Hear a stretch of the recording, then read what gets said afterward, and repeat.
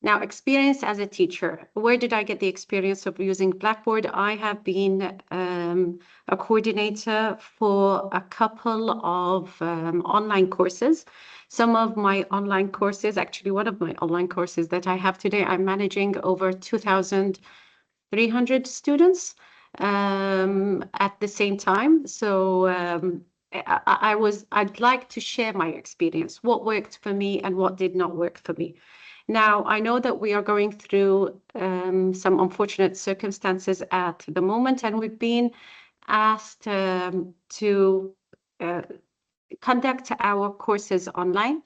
And I also understand that it was a sudden situation that we found ourselves into. But I think one thing about University of Bahrain teachers, we have the ability to adapt, and they always give us something and we make it even greater and better. So I am sure that even some of the people that are joining us today are already experts in using Blackboard, especially during COVID. Some of us, we just need to just refresh our memory on what works and what doesn't work. The focus today, I would start with some of the things that helped me as a coordinator with my team and with my students. So it helped me with my team and with my students.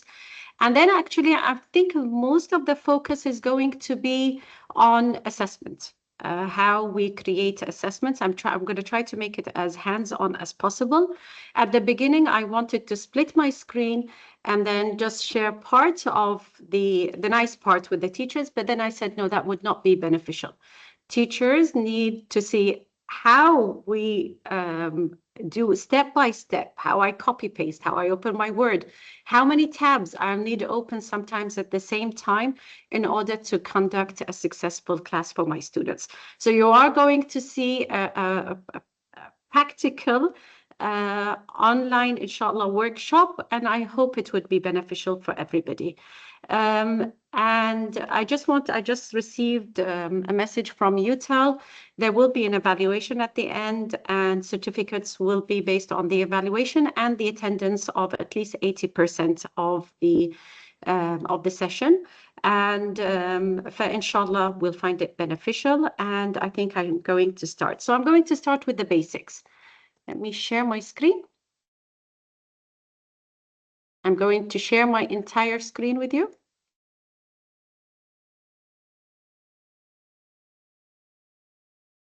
Can you just confirm that you can see my screen? So here I'm going to go to my Blackboard. Yes, great. So you can see my Blackboard now.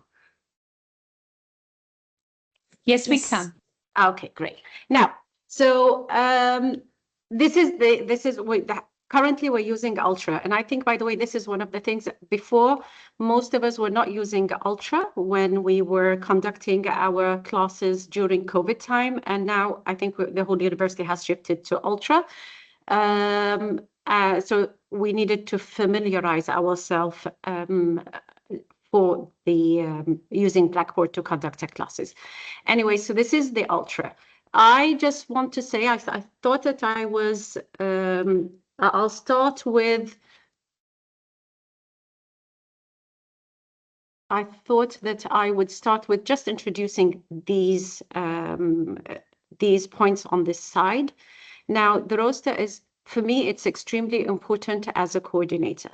Why? Because if I'm a coordinator and I have a small team, instead of making teachers if I send them files or PDFs or PowerPoints or even assessments, even rubrics, instead of sending it to them and asking them to upload it, what I do is I add all my team I add them to my class. That way, it makes it much easier for them. And instead of all 5 or 6 of us doing the same amount of work, we can do different things. I can ask the team to help me with creating the questions, for example. And then when it comes to actually conducting the classes, what they do, they just copy from my course. Now, this is for the small courses.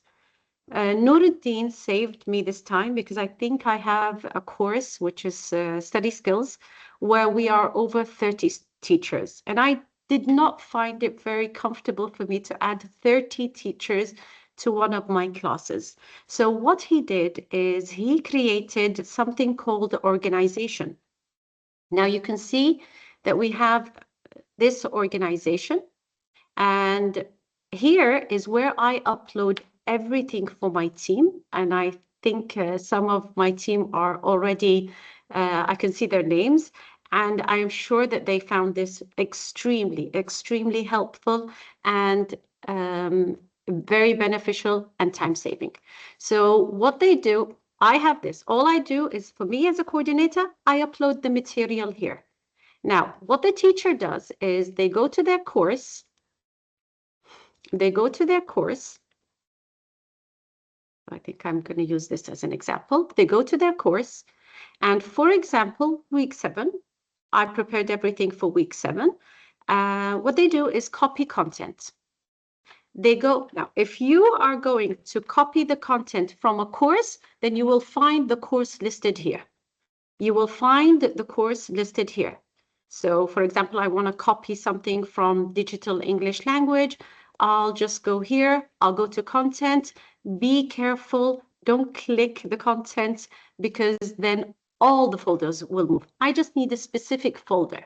Okay. And I just want to copy the course syllabus. And then I'm going to start to copy, and you will see that it's going to appear within a few. Okay, so it's going to appear on my course. Now I can also copy some of my previous classes. So I have copied something that I used last semester, and instead of creating it again, I'll just copy it. I'll just copy it. Now with the organization, like I said, I know that some of us have huge team members on a huge number of students. So what I do is I go to copy content. I go to my organization. I'm going to go to course material. And for example, this week I had prepared week 7. Week 7, you can see that week 7 has assessment instructions. It has 1, 2, 3, 4, 5 videos, and it has an activity at the end. So it will be, instead of making that teacher copy everything, all they do is they're going to click on week 7, and you're going to see it should appear here. Okay. You can see week 7 has appeared here. Within a few seconds, teachers will, all they need to do is unhide this from students, and they have everything. They have everything there for their students. This is it's great teamwork, and it saves a lot of time. Imagine how long, and even the capacity that I need to send emails, and then I have to upload them on OneDrive, and then they have to download it. This is done within just a very short period. I'm going to delete this because my students do not need this. So I'm just going to delete it. Okay. So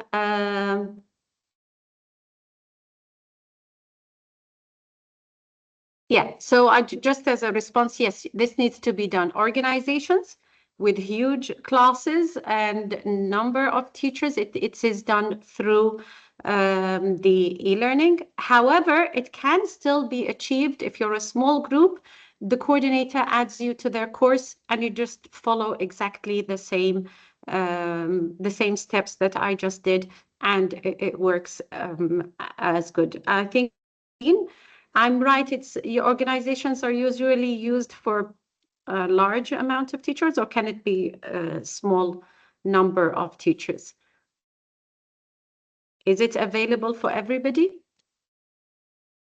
Yeah, it's upon the instructor's request. It doesn't Okay. matter how large the course has sections or the number of instructors. Okay, there you go. So that's But as you mentioned, yes, it is yeah, much feasible with courses that have, of course, large number of sections and yes, sections yes, yeah. instructors. Yes, frankly, because I teach, why did I go or prefer organization? I think at the time I asked Nuruddin. It's because of the messages I receive here from some of the students, which I find sometimes are inappropriate. And I really don't want everybody to actually see these inappropriate messages, or if I have certain announcements, or if I receive, it's my class, it's my private class. Yes, I am a coordinator, but it does not mean that everybody gets to peek in. So this is, for me, organization was one of the things that actually the e-learning saved me with. Now here I have the class collaborate. And I'm sure you already have used this from the beginning of the semester. This is how we are conducting our classes. And you can see that here is my course room. Here is my course room. Let me open it from here.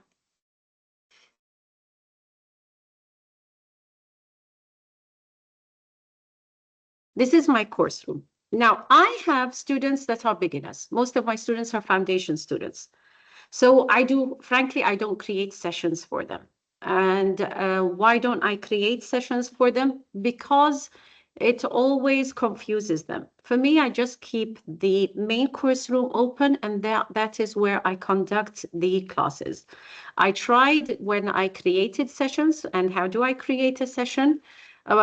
Always, like out of advice, please create a guest link, and I can usually I just name the session. If I use this, I name it by the date. Why? Because when they go back to the recording, they know which class, for example, they missed, where they need to get their notes from. So I prefer to either by week or by the dates. And of course, the naming is up to you, as long as your students are able to identify the class. Maybe you want to call it by the topic. This is your choice.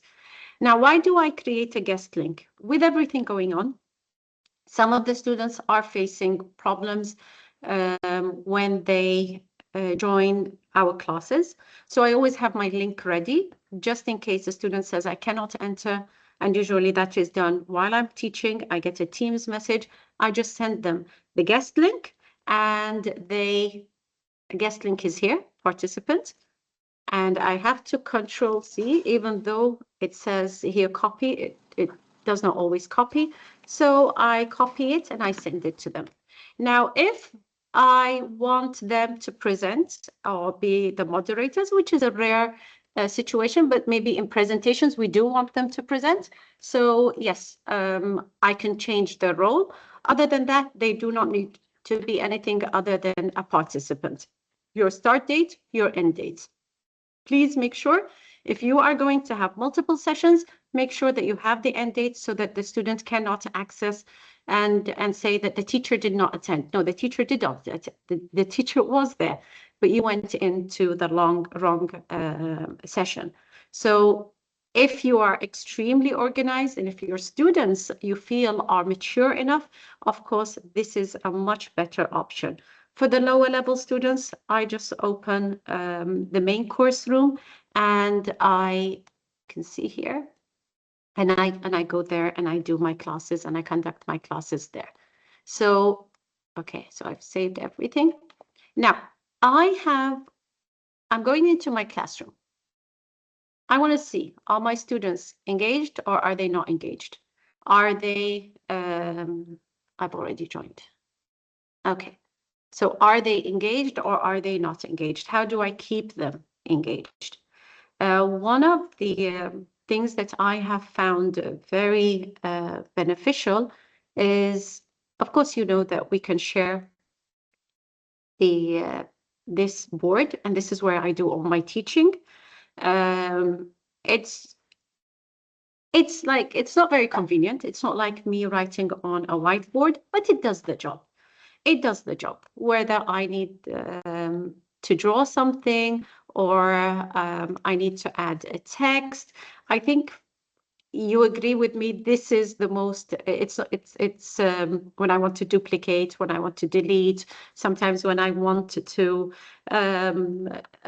change the place of something, it's not as flexible as I want it to be, but it does the job. It does the job. If I need lines, and after I finish, I always ask my students to download, and I say you have a mailbox with an arrow, just click on it so that you can download the page before I proceed and I clear it. So here's the option where they can, you remember when we were in class? Of course you remember, it's only been 2 weeks, but when they take a picture, so this is almost the same, where they actually download the page before I give them like 1 or 2 minutes, and I make sure that have you downloaded it. They usually download and share to the group the notes that I have kept for them. And I'm sure that we know how to use all these. This is also very important for me because this is, by the way, this does not, they don't see this. They do not see this. So sometimes we get carried away and we start teaching. They do not see this, but when they see this one. This is what they see. This is the arrow that they see. So this is also something I frequently use. And of course, sharing application screens. Share files, I'm going to go to share files, and then I'm going to go to share application screens. Sharing files, also in Blackboard, of course, we do share files, and we do teach our students while we share files. However, sometimes if I want to play a video or if I want any kind of movement in my PPTs, it cannot be done through sharing files. So currently, because of I changed the way I teach, I use more video, I use more visuals, I use more audios. I rarely use the share files, and I prefer to share my screen. However, I know that you know all these. Okay, I'm sure you know all these. However, I also like to use these icons. So I can underline. Okay, I can. So all I do is I shade. See, this is what I mean when it's not very flexible. I can do this. I can shade it. I can cross out. All you do is first you shade it. First you shade, and then you'll get these options. You will get these options and you can use them. Also, this can be downloaded. Students can download this material. So whatever material I give them, they'll see the dots and they can download the material. However, sharing application screen works better for me. Share camera, I barely use unless, because I just use these. I have never used this. One of the also that keeps them on edge. This keeps my students on edge, and it keeps them waiting for this question to pop up. So I always ask a simple question. For example, if I go to, now this cannot be prepared beforehand, so I don't have time to actually write a question. So for me, for example, I go here, and for the polls, I'll just say, choose the best answer. Okay, so choose the best answer, and then I say A. I don't have time to write everything. So this is what I do with my class, and I ask them to start. They will respond here. They will respond here. So for example, one student chooses A. I don't have my students in. What do? I go back to here. I go back here where the chat is. Sorry, not the chat, where the participant is. Where the participant, and I call out the names for those students who have not responded. And by the way, usually they do not respond, and that means they went back to sleep. So I say like Mohammed, you still have not responded. Layla, you have not responded. Jasim, you have not responded. Some of them just act quick and they respond, and some of them, they do not respond. And then I give them a few minutes, and then I lock the poll. Once I lock the poll, we discuss the answers. It's a fun activity. Now this will go into your reports. So I don't have time to check who is engaged with me in the classroom, but then after the class, I go and I check and I see who participated and who did not participate. And it's also proof to me if a student says, you considered me absent.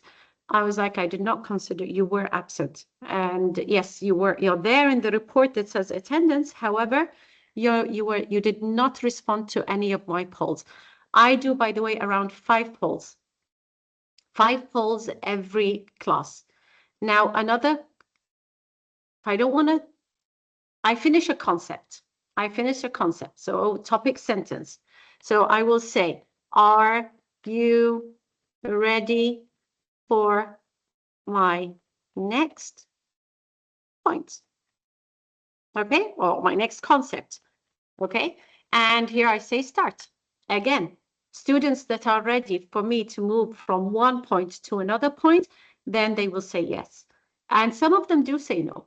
And when I go back and I say, and I can say who said yes or no, I don't usually mention the names of those that say no, but I say, do you want me to repeat? And then they say, yes, can you please repeat? And I repeat. And then once they're ready, they usually change their answer to yes. And then I move on to my next point. So this is also very, very useful. And also I can ask them, have you used this before? Have you done this before? Do you agree with this? Anything that keeps them engaged. And the third thing that keeps my students engaged is the chat. Now, what I request is, what happens is I say, so which one is the correct answer? And then, let me stop this. Okay, and then Muhammad says B. And then suddenly the whole class is B, B, B, B, B, B, B. So I know that they just copied the answer. And I'm sure that you see a lot of times even the mistakes, the spelling mistakes, the punctuation mistakes, when they write, they just copy each other. So what I do is I ask them to send it to me on private. So they have everyone and they have me as a moderator. So click on moderator and send it to me. Here I receive the answers of my students on private. I keep usually this as a form of engagement, because in some of my courses, students need to engage and it is graded. So I need to keep records of their engagements with me. So, sorry, because I've opened the Dr. Fadila, which part do you want? Because I'm on a different screen. Dr. Fadila, which part? خلص دكتورة أنت already رديتي عدتي. Okay, thank you. Okay, and of course raise hands too. Yeah, raise hands too is also a form of engagement. Now I finished my class and I ended the class, but I still want my students to be thinking about the class, and I still want them to be engaged. And I find this also a very useful way.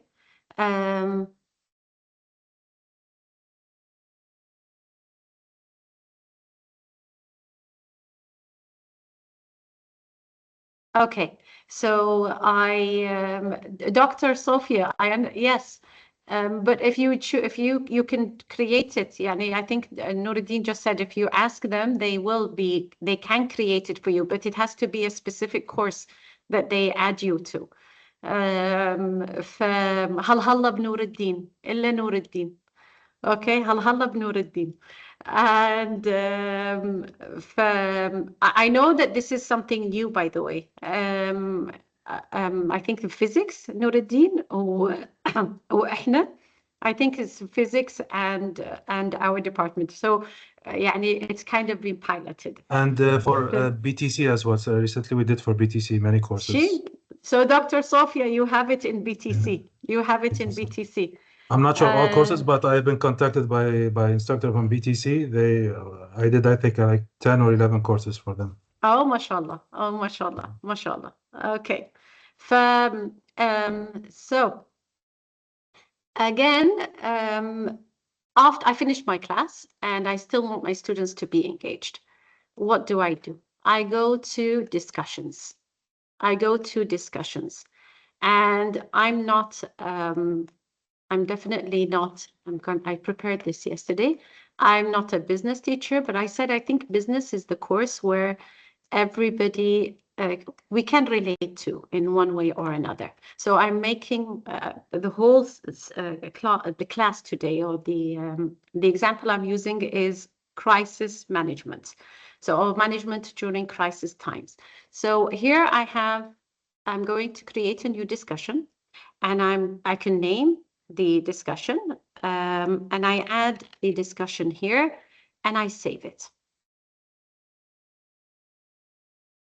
Okay, so now this appears to all my students. My students are going to have an open discussion on the topic that I just suggested. So what should they do? What should organizations do? For example, Abdullah Abbas will write a post, and then Arij will reply to the post and say, yes, you are correct. I do agree with this, but I do not agree with this. Again, this is for higher level students. For me, if I say it's graded, okay, you can say discussion isn't graded. If I change this to graded, subhanallah. Okay, so if I change it into graded, then participant is required to at least twice post or reply. And then subhanallah, it changes. But if it's not graded, I only find those that are really interested. And frankly, for me, it becomes even more interesting because it's only those that are interested that are going to participate. So this is also a great way of engaging our students in open discussion. Even it makes us as teachers go into the way they think, and some of them are some of it is really, really amazing. So this is also a form of engagement. Again, I need to. Okay, it's hidden, so I'll delete it later. So I'm going to go back to my class. One thing I also want to say, one thing I just want to mention is the breakout rooms. The breakout rooms are also a great way of teamwork. Does it work 100%? Yeah, when I go into what I do, by the way, I randomly assign. Now I can't do this right now because my students have not joined. Had they joined, I would be able to randomly assign. I also give them, I allow the students to switch groups, because I know that if they don't know each other, I don't get the response that I want. I do not get the engagement that I want. I'm in the main room. So I give them an activity and I tell them, go work on it. Usually I merge this with Padlet, and I ask each group to upload what they have done on Padlet, and then we share. That way I push them a bit, and they know that it's not about me going into their groups and asking them and them not responding, because I don't get a response, and then they think, okay, we got away with it. But when it's Padlet, then I say, like, group 1, where is your Padlet? Group 2, where is your Padlet? So they usually, with this, they usually create something and they upload it. Also an amazing form of engagement through Blackboard. So I have. Yes, there is. It does, but it does AI. But Nuruddin, I have to say, AI with Blackboard, يبي له بعد. It's still يعني some of the topics, again, like any AI, It needs to be revised. It needs to be fixed by the teachers. And also, again, depending on the prompts that we give them. So, yeah, I still find using AI outside Blackboard more beneficial for me as a teacher. And again, I'm telling you, I'm just giving you the teacher's perspective. This is let me just say, yeah, so this is basically what, how we can engage our students using Blackboard and without needing other forms of resource. Now, I know that exams are approaching, and I know many of us are thinking of, okay, you can, but that's between you and your teacher. It's between you and, sorry, you and your students. So you have to, but if I allow them to move, they can move. If I give them, but if you say like group 1, you're the team leader, group 2, you're the team leader, then you assign the roles, you can. If you need people with you to go into the different rooms, then that means you need to upgrade them into a presenter or a moderator. Then they will have the liberty of going into the different rooms. Other than that, you have to just trust the students. Do you have anything related to what I just shared with you before we go into the other part, which is more about assessment? Okay, so assessment. There's so much going on with assessment with Blackboard. And let's start with the simple way, just the basics of how to create an assessment, how to create assessment. I'm going to go back to my my class, and I'm going to create an assessment for them. My advice is have a place where the assessments are and make sure that your students know where it is. Frankly, I don't, because for this course, I do not need to assess the students. I mean, until this moment, I haven't assessed the students through Blackboard. I would not have one for assignments and one for tests. I'll merge them together because I end up with students saying, "Dictora, أنا ما كنت أدري that the exam was here." From the beginning, I have one folder where the students know all our exams. You enter assignments or you enter tests. I go for, or I can rename it into assignments and tests. And I just have one place for anything that is graded. Anything that is graded, I have only one place, and I make sure that my students are well informed of where the assessment is going to take place. Because during the exam, if I get people wondering and sending me Teams messages, I get irritated. I feel that there's something wrong, or I have done something wrong. So keep it in one place. Make the title of the model or the folder, make it very clear that this is where your assessment is going to take place. If you have, for example, our midterm exams are coming. If you have a midterm exams, I strongly advise you, hide all the previous exams, all the previous tests. You will have 1 or 2 students that are going to go say, Wallah Madri, I thought this was the exam. Hide it from them. Keep only the exam that they are going to take visible. If you, sometimes we try to be nice, we give them a mock exam. And at the end they say, oh, إحنا ما ندري سوينا الموck exam. And then I blame myself. I said, I did not hide it from them. Had I hidden it from them, I would not have faced this problem. So again, this is out of experience. And I've told you, I've dealt with an exam with over 2,000 students taking the exam at the same time. So I think I can say I've seen a lot of excuses that the students use. And unfortunately, some of these excuses, when I think of them, some of them are valid. Delal, had you done this, this would not have happened. So I do, unfortunately, give in and I give them a second chance. So here, let's say I'm going to use this as my, this is the place where I'm going to have my assignments in. You go here. Okay, you go to create. Now you have tests, you have assignments. Tests are the exams. This is where you get the multiple choice questions, the essay questions, the short answer questions, the matching questions. Assignments are where you will usually need a rubric. With tests, I can add a rubric if it is, if I don't have any other types of questions.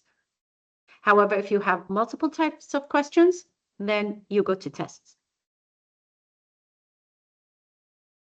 Okay, and assignment is where you upload your students' research, if you need PDFs, if you need PowerPoint, anything that requires you for students to upload their submissions. And also it's very helpful with rubrics, and I'll show you how rubrics is extremely helpful with Blackboard. So when I go to tests, I'm going to, this is my test. I'm going to create my test here. You go to this plus sign. And this is where I said that it's not amazing, the AI with assessments. However, I do use this for my formative assessments where it's not graded and I just want to test my students' knowledge and I don't have time. I go to auto-generate.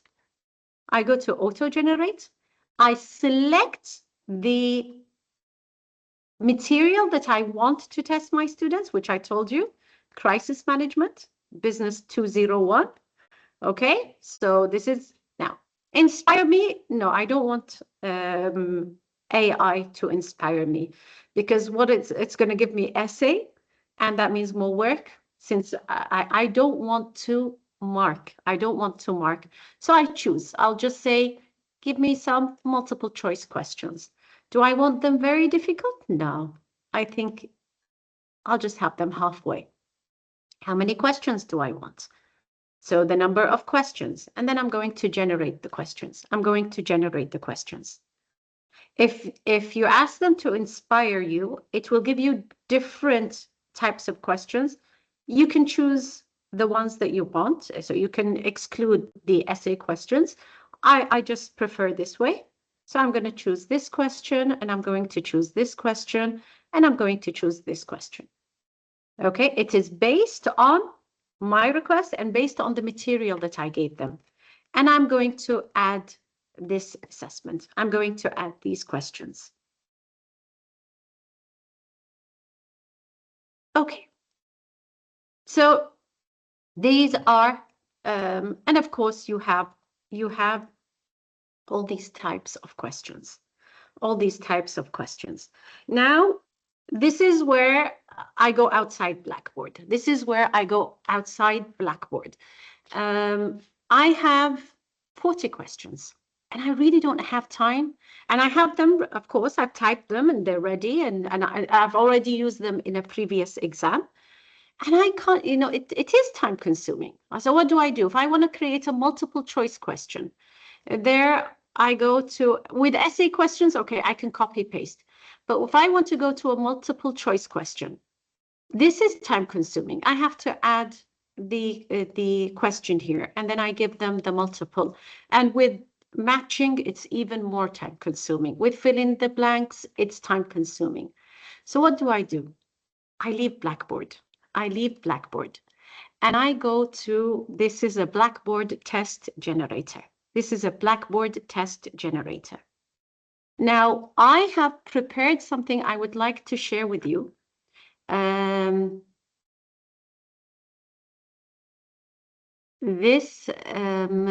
me see. I want to share with you. Let me see if I can share, because I prepared something for you.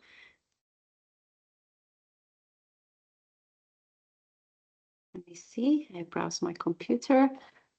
I'm going to go to downloads and documents. I'm going to see. Okay. Did you receive it?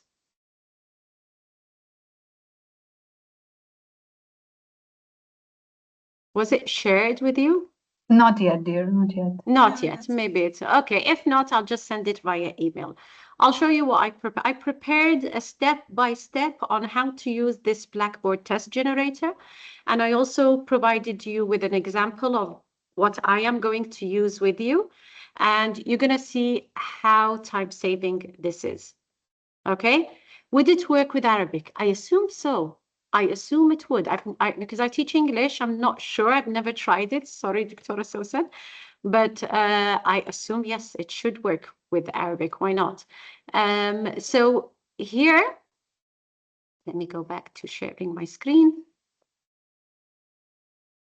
So here I have my Blackboard. This is my Blackboard test generator. If you allow me, I want, because with lower students, this is not as important as students that have a teacher that with higher levels where you are very strict with aligning your silos and your questions. So I'm going to merge these together, which is creating questions and also creating pools of questions. You're going to see here that when I go to, here is something called question banks. Question banks, can you see how I have divided them into silos? I have divided them into silos. So I've created 10 questions for silo 1, 10 questions for silo 2, 10 questions for silo 3, 10 questions for silo 4. This helps me at the end to make sure that I have achieved all my silos. Now, how do I do this? I want you now to link between the assessment that we were just in and the pools. So this is, we're going to merge everything together. This is my, and I called it silo 4. Okay, so this is my Blackboard generator. I prepared this before. And this is my pool. So for silo 4, I prepared these questions. Okay, I prepared these 10 questions. So I'm going to copy them. I have them. I've done them before in my previous. No, I'm going to, this does not work. I'm going to paste as plain text. Wait. This is not going to work, because there's no gaps between them. I need to have gaps between them.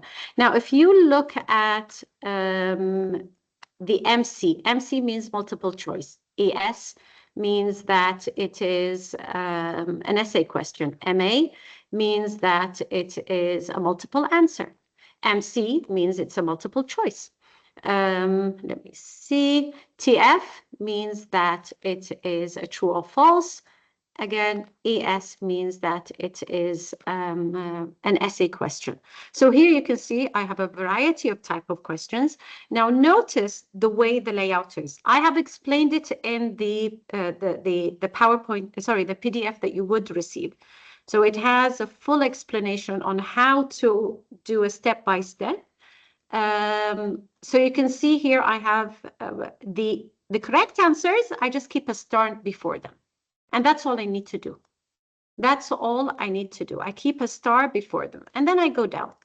Now, generate test questions. Oh, please work. Yes. Now it's green. Since all of them are green, it will generate. This means that it is correct. Now, notice if I remove from this multiple choice, I just remove the answer, the star before the answer. And I'm going to generate. It's red. It's telling me there's something wrong with this. So I am going to do this. And you're going to see, there you go. It is correct. Now, here I have two choices. I can download test questions and I can download question pools. Download test questions means I'm going to use them once. It means I'm going to use them once. Uploading them will be a different way. Downloading question pools, for me, the trick is here. It is very, the trick is here, and it is very useful. So I downloaded both. You can choose which one works for you. So I'm going to go back to my my test. No, sorry. Before I do that, because I want pools, I'm going to delete this and I'm going to export it again from where I downloaded. Now you can see that import from a file. Import from a file. This is the file that I just imported. Okay. And I'm going to add it here. I'm going to add it here. Okay. So now I have silo 1, silo 2, silo 3, and silo 4. I go back to my test. I have a good bank of questions. I'm going to go back to my exam. Okay, this is my exam. I still have not completed my exam. What am I going to do? I am going to add question pool. So I'm going to start with silo 1, and I'm going to select all the questions. And I'm going to add the questions here. Okay, now here it's asking me. This minimizes cheating between students, and this gives you, I'm not going to say a crazy amount of versions for your exam, because I'm going to ask from this pool, I want each student to get 4 questions from my first silo. I want each student will get 4 questions from my first silo. And I'm going to add a different pool. Okay, now I'm going to go to silo 2. Silo 2, again, I'm going to select all and I'm going to add the question. It's going to ask me again. And I'm going to say, no, I think from silo 2, I find that we need at least 5 questions from silo 2. And then I'm going to go to silo 3, add question pool, same thing, and so on. I think you got the idea. So I'm going to add here, I need, because it's more challenging, let's have less questions since it's a midterm exam. I still have not covered the whole thing. So here, now you can imagine, I asked ChatGPT yesterday, and I said, if I use these numbers, how many versions are my students going to get? Now, from 2 pools, it gave me 2 numbers. I'm just going to say it says 230 versions. So you can see. No, mine is free. I've been using it, Dr. Sarija, for years. It's free, and I've never been asked to pay a penny. So if it says 230 versions, and it is almost impossible for 2 students to have the exact same versions. It's impossible. So we can, alternatively, we can save the questions as a TXT file from Excel before uploading. I have no idea about that. But I know that this works, and I know that it will give you a very large amount. And even students, when they start sharing questions, they're going to see, oh, your exam is different to mine. Because one student will get question 1 from pool 1, question 2 from pool 2, and it randomizes it to, actually, ChatGPT said it can reach up to 60,000, which I don't believe, of versions if you have a large number of questions. So I think that is going to save us a lot of time and effort when it comes to creating versions. So you don't need to create versions. So we were able to achieve 2 things: our silos, and we were able to generate the exams and create the exams in a very short period, and also minimizing the cheating. Thank you, Nuruddin. I have added it to the I will send it to the teachers. Definitely will send it to the teachers. Yeah, here I've added everything. So here is the link, and here is all the instructions. And at the end, I gave you the sample that I used so that you can follow for creating your own exams. And of course, what's amazing about our teachers, they always take something and they make it greater. They make it even greater, and you find things that I didn't know, and then you come back and you share with me. So so this will be very useful.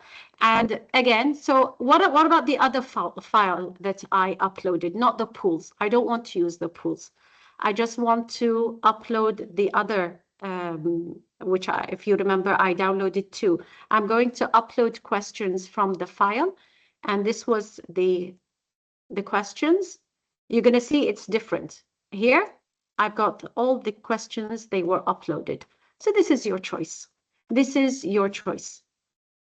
This is your choice. You can choose, do you want to use pools, which I strongly encourage, or do you just want to create a short exam and you don't need to use the pools? So this is up to you. Is this clear, Shal? Please explain essay type numerical problem exam. There is an essay type. Dr. Raja, because I don't need numerical, I've never used it with numerical, but I don't see why not. I don't see why you can't use the you can use any type of questions, any type of questions. As long as it's an essay type, that means you are going to be required to, mark it. So whatever the questions you need to add with numericals, you add it with numericals. I can say even you can use images. I'm not sure, but if you feel that if you need to use an image, you can use, but not with generator. I've never used it, so I cannot give you a lot of advice. Okay. It's recorded, Dr. Hussein, فإنشاءالله you will. Dr. Alia, I'm going to send you, Mr. Nuruddin sent it, okay? Random options on BB.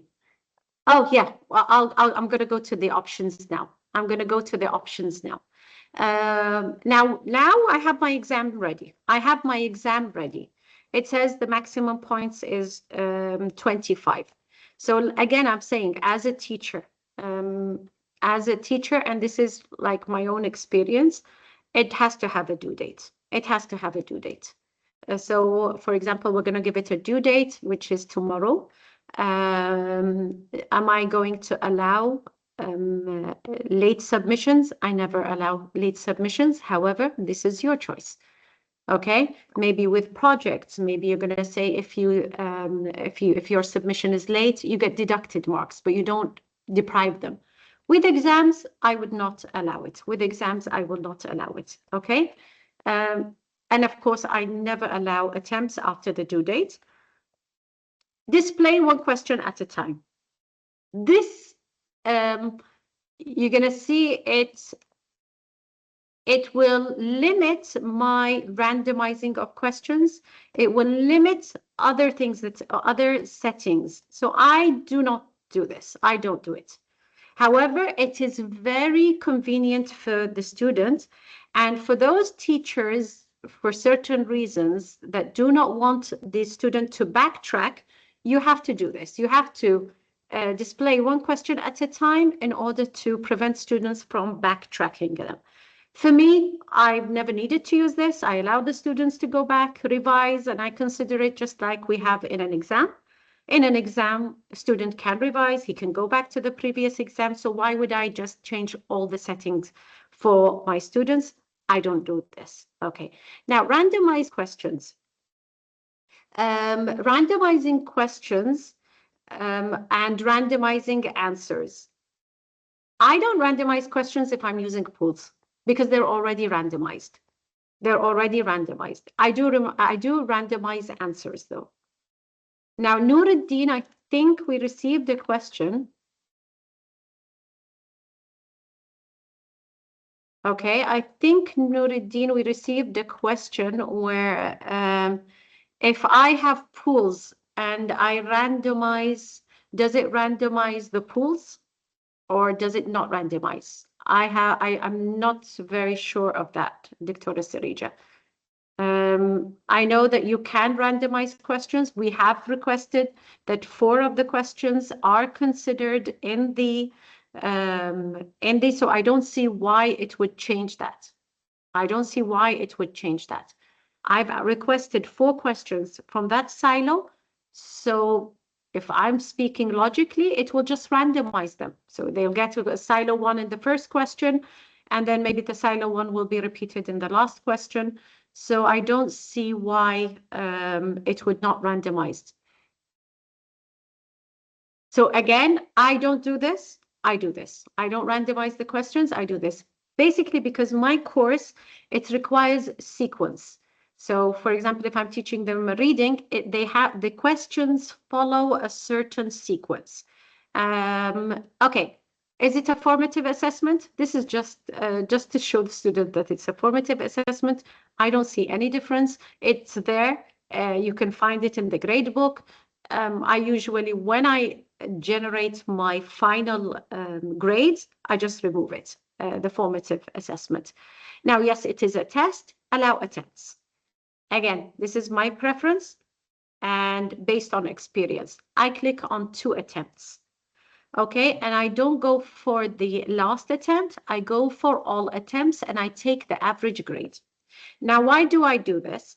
Because students, instead of clicking on next, for example, or save, they want to save their answers, but they still want to check them. They click on submit. They click on submit. And they've only answered 3 or 4 questions. And then you're bombarded during the exam. It's like, oh, I just did this by mistake. I know it is... I can be strict and say, no, it's not my fault, this is your fault. However, I do give them 2 attempts.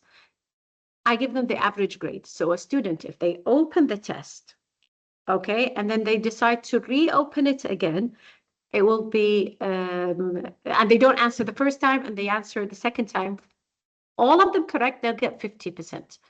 Because they got 0 in the first time and a full mark in the second time, they will get the average grade. They will get the average grade. Again, this is your choice and it depends on your course and it also depends on the level of the, okay. So I think Dr. Raja, that will be from your side because if you're in engineering, you need to, if you're in teaching engineering, you need to, I guess, explore and then see what works for you. And then maybe you can suggest to the UTEL and they will give you a session on what works and you can share your knowledge. Basically, this is all sharing knowledge based on previous experience. So there's nothing, it doesn't cater engineering or cater math or cater English. We have to be innovative and we have to try our best to, like I said, it's not the perfect circumstances, but I guess we can work around what the tools we have. And we're very lucky to have these tools, Wallah. Very lucky to have these tools. So again, I have post-assessment grades automatically. If it's a formative exam, why not? If it's a summative exam, midterm exam, final exam, I wouldn't. Okay, I would not post it. Available after submission, I never let the students see anything after submission. I never let the students see anything after submission. They share the answers, and maybe I want to use the exam for another time. They don't need to access it. I don't let them, once they submit the exam, I will post the grades. They don't need to go back to it. Question feedback. This is, again, formative, I would, because I want them to get the feedback. If it's a midterm exam, if it's a final exam, no, I would not give them the answers. All these, whether it's the question feedback, question scores, correct answers, all of them for me are turned off.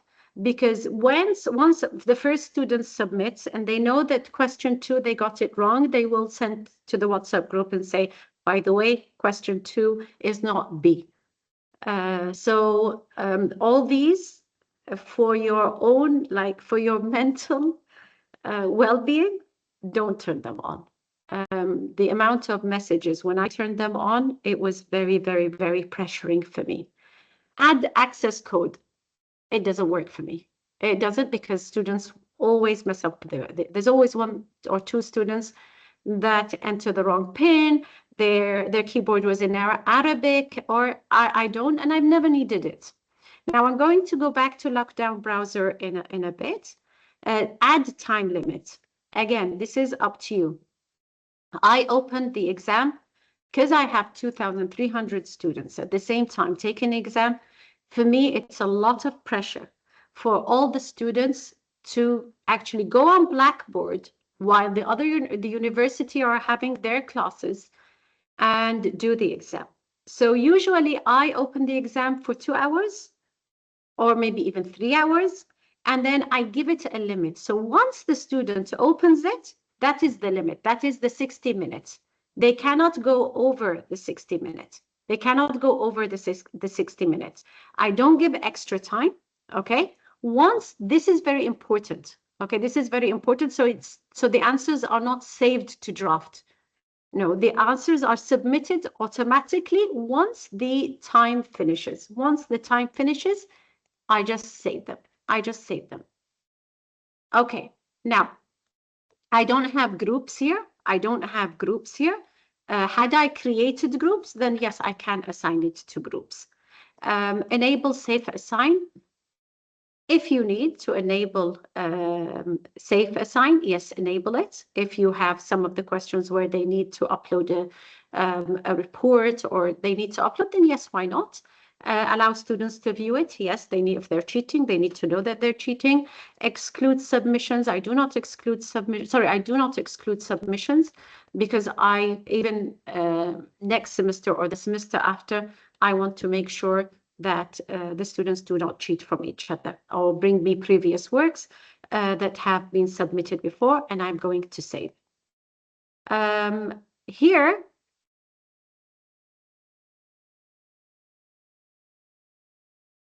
okay, here I have Lockdown Browser. The Lockdown Browser. Now, I'm not sure. I know that if we conduct exam, or if it is decided that we conduct exams, that these exams have to be done through Lockdown Browser. Lockdown Browser means that you will be monitoring the students while they do the exams. So you will be monitoring video live the students while they do the exams. And also it locks their screen. So they cannot go to other resources unless you allow these resources. They cannot go to any kind of it locks the screen, only the exam. Please, if you are going to decide to use the Lockdown Browser, you must have a mock exam, even of 3 or 4 questions, where you use the Lockdown Browser. Because Lockdown Browser requires that students download something on their computer. So this needs to be done before the exam. If it's done during the exam, what they do is they click on it, it doesn't work, and then they go into panic mode. So I usually am very firm. I at least 1 week before, and I keep the mock exam opened for 3 days. And I actually chase the students. So those students that do not, I go to the records, those students that do not do it, I send them a very strong email telling them, since you have not done the mock exam and you are not sure that your computer or the settings of your computer work with Lockdown Browser, then we will not be held responsible for anything or any complications or any technical issues you face during the exam. Within 10 minutes, they go and they do the exam. So this is how firm I am on the importance of having a mock exam and the importance of students actually doing the mock exam. Okay, so here I click on settings. I click on settings. Do you require a lockdown browser? Lockdown browser means that the screen is recorded. Okay. Do you require a monitor, respondents monitor, which means that you want to see the students while they're doing the exam? Do you want to just check the webcam? Do you just want to check the webcam, or do you want the webcam and the screen? So this and this, it's up to you. Or do you just want to monitor the screen? I would go for webcam and screen. I would go for webcam and screen. These are already ticked for you. Again, my advice, remove this environmental check. It does, some of the students do feel embarrassed. They do not feel comfortable sharing the room that they are in. And I totally respect that. I totally respect that. Now you can see, if you see, this is the face detection. This is how it works. Okay. So it processes the image. It makes sure that okay. So your face cannot be detected. It could not detect my my face. So that means it would not open for me. It would not open for me. Let me see if I can, if it works again. Okay, it's still apparently, because I don't have, by the way, I don't have lockdown browser on my computer. Now, prevent student from starting the exam if the face cannot be seen clearly in the video. Your choice, I strongly encourage. It would not open for them if their face does not, because you'll end up with 4 heads, by the way. You'll end up with an exam just with 4 heads. So the whole face needs to show on the monitor. Now, notify students during the exam if the face cannot be seen clearly. Again, strongly advised that this is ticked. Here, allow iPad. Okay, allow iPad. Not all of our students have laptops. Not all of our students have laptops. So allowing iPads can. Unfortunately, lockdown browser does not work with mobile phones. They usually manage. Students usually manage. And that's why I give them more than the time for the exam. Because if there is multiple students in the house, at least they can share one laptop or they share one computer. That's why I am flexible with that. Sorry, about advanced settings, I forgot to tell you this. Yes, log students into the browser until the exam is completed. This is where I think the STEM, you may need to allow other domains. You may need to allow other domains.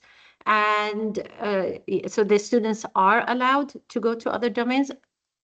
I've never used this because my students do not need it. Do you want to enable a calculator? Do you want to allow them to print? This is all options based on your exams. These are all options based on your exams. So once I'm done, save and closed. And here I have my exam, and you can see that this is my exam. If you have these 2 green signs, that means your setup is correct. Now you're going to see, okay, so after the exam, what's going to happen? After the exam, this is one of my old courses. This is one of my old courses where I did use lockdown browser. How am I going to access it? There are 2 ways. I can access the exam itself. I can access the exam itself, or I can just go to lockdown browser in the course tools. And this is the dashboard. This is the dashboard. You can see that I have used it 3 times. I used it in the midterm exam, I used it in the mock final exam, and I used it in the final exam. And I go to class results. I go to class results. Unfortunately, because this is the second semester, so the videos have been removed. The videos have been stored. You can see that when it says hi, that means that student has been cheating. And once you open it, unfortunately, let me see. I asked it to be restored. However, it's still not restored. Now, once you open it, you will see a live a live video of your students acting. Some of them had, they were not aware and they had somebody sitting next to them, and it tells, and it says, it tells them that we can see that there is somebody there with you. Or if a device, and they tell them that there is another device, we can see that there is another device. It's exactly like the new Murur. It's exactly like the new traffic cameras. Everything is monitored, and then you check. Now, for example, I remember, for example, the student, what was she was doing the exam. She was doing nothing wrong. However, her face was not detected. It was just her forehead. And she was asked again and again to please move your face so that we can see the face. And you can see some of the students, this is low. This means that the students have done nothing. And this is the majority of the students. This means that the students didn't actually take the exam, but this is what your dashboards for lockdown should look like. Yes, Asil, you do. Can they scan their solutions and upload while they are on lockdown browser? Everything is monitored. So how can they? I don't think they can. Yani, Dr. Ajaz, I can give you other ways they can, but that they cannot. Not the screen that I see. Yes, we have to allow the lockdown. We have to allow iPads because not all of our students have the privilege of owning a laptop, or during that time at least. Tell them, يا جماعة, you take the exam, or معناته after everything happens you'll have to take حضوري. Usually they take the exam. Usually this is not, by the way, we have another course where we use lockdown browser, all English departments, and I think that's over 3,000 something students. All of them have we use lockdown browser. All of them take the exam without any problems. They're going to try to push it, but this is not an option. We have to use lockdown browser. So I think, was the workshop supposed to be only 1 hour? I saw it was only 1 hour. However, there is something that I really would like to share with you, and it's very beneficial, which is using rubrics. And this is with assignments. When we use rubrics with assignments, it saves us so much time. Again, if I am the coordinator and I create the rubrics and I share it with the rest of the team, it's easy for the team, and it gives fairness for the marking. Make sure that the student understands what's required from them, and makes our life much easier. Unfortunately, with tests, I cannot add rubrics. So I'm going to go back, if you allow me. I'm going to go back, and I am going to, let me just save it. Okay, so I'm going to go back to the tests here, and I'm going to add this time an assignment. I'm going to add an assignment because I have a project. I have a project. I add the instructions here. I add my instructions here. Once you add your instructions here, then you allow your students to upload. Be very specific with your students. Say that you want PDFs. Why do I want PDFs? Because it's easier for Safe Assign to scan it. Images, Safe Assign will not be able to scan it. So make sure that your students, when they upload Word or PDF so that Safe Assign can work. Now, I'm going to go to the settings. And here you will see that something is added. It says use grading rubrics. Now I want to create, I can generate, and then I can generate it using AI. Again, not great for me. You can generate, and then you can change, fix it. change some of the wording, change some of the marks. This is up to you. However, I prefer to create. I prefer to create.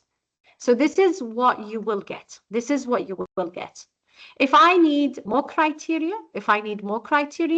then just add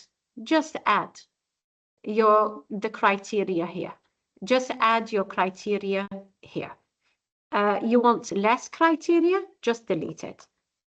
Okay, you want, if excellent, satisfactory, unsatisfactory, poor, I don't want the unsatisfactory. I want only these. I can just delete it. This is up to me. Now, I prepared something very quick. So I have, this is my, I'm going to add this. I'm going to add this. And I'm going to just create my rubrics quickly. I'm going to create my rubrics. Okay. Okay, I need to balance. Maybe there's balance. Okay, and then I'm going to go here and I'm going to add, I'm just going to do this. I'm just going to repeat this. Okay, now, if you notice that when I removed one of the criterions, what happened is here I had a look. If I remove it now, I get this balanced criteria. Why? Because I have 100. I have 100%. So it's going to balance my criteria. It's going to change it. Do you want it percentage? Do you want it percentage range?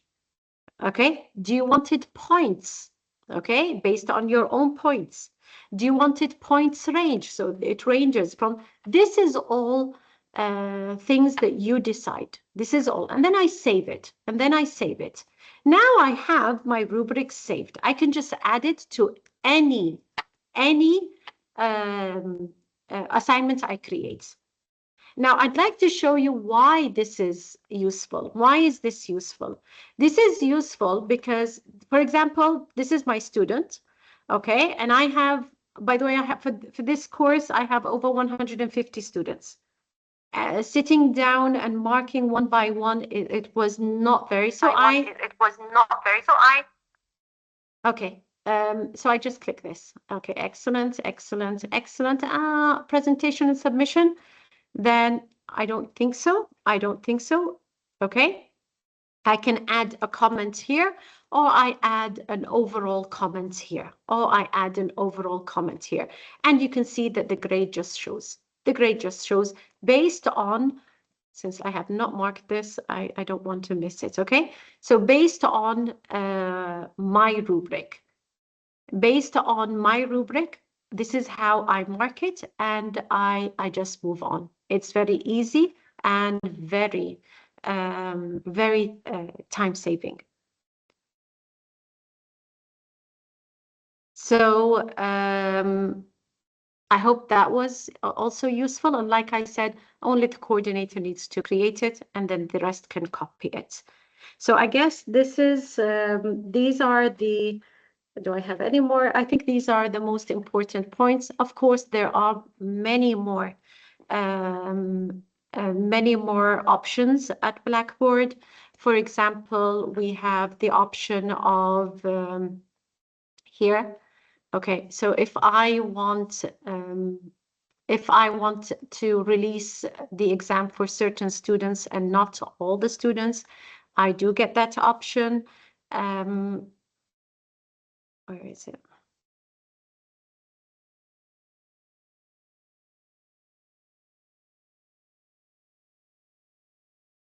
Nuruddin, has it been removed? That option? Has that option been removed? Oh, okay, sorry. Release condition. Sorry about that. Release condition.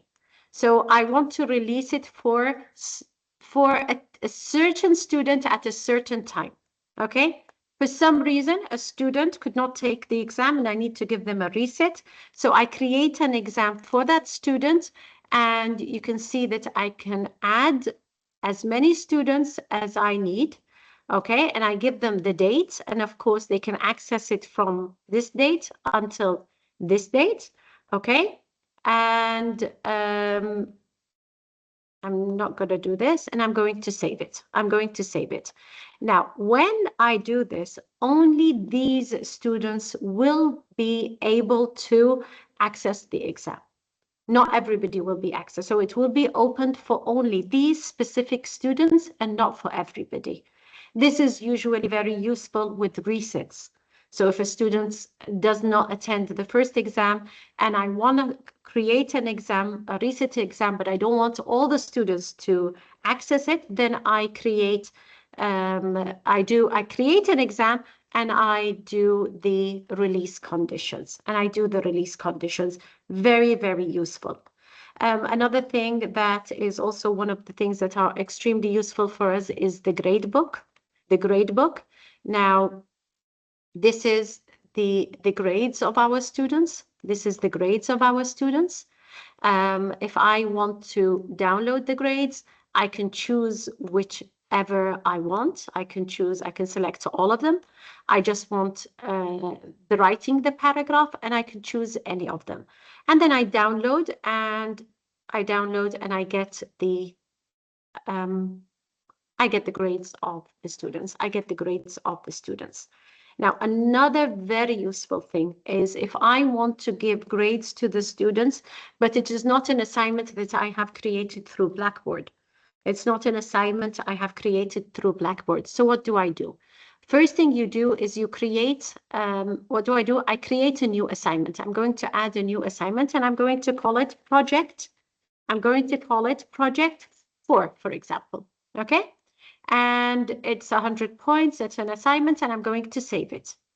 Now, I am going to download that project, only that project 4, and I'm going to download it. Once it's downloaded, okay, I'm going to add the grades for the students. So I'm going to give them a 5, all of them, okay?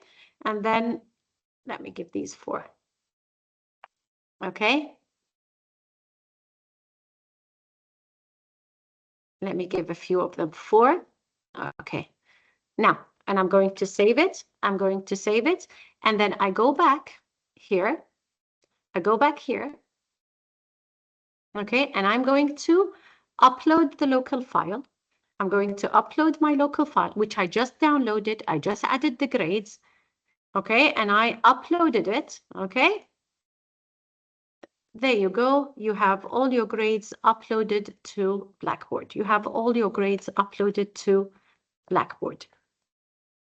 Okay. So this is also something that I find very, very, very useful.